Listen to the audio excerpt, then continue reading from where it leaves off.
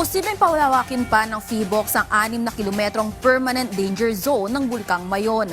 Yan ang ulat ni Connie Kalipay ng Philippine News Agency.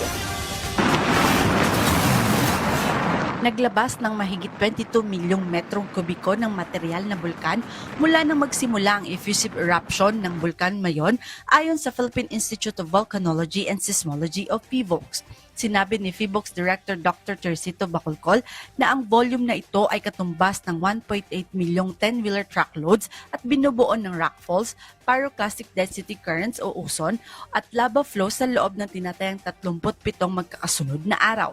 22 million cubic meters, that's equivalent to 1.8 million 10-wheeler trucks. Nabanggit niya na ang 6-kilometer na permanenteng danger zone ay nananatiling bawal pasukin dahil na rin sa mga lava flow at PDC na umabot na sa higit 3 kilometer mula sa bunganga.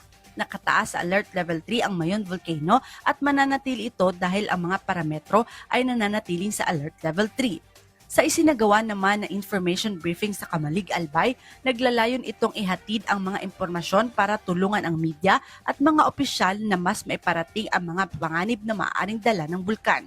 Samantala, inanunsyo rin ng PHIVOLCS ang pagbaba ng status ng bulusan mula Alert Level 1 patungong Alert Level 0.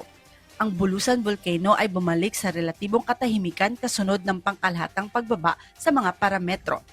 Ang mga volcanic earthquake na naitala ng Bulusan Volcano Network ay bumagsak sa baseline level 0 hanggang 5 bawat araw mula noong unang linggo ng Disyembre 2025.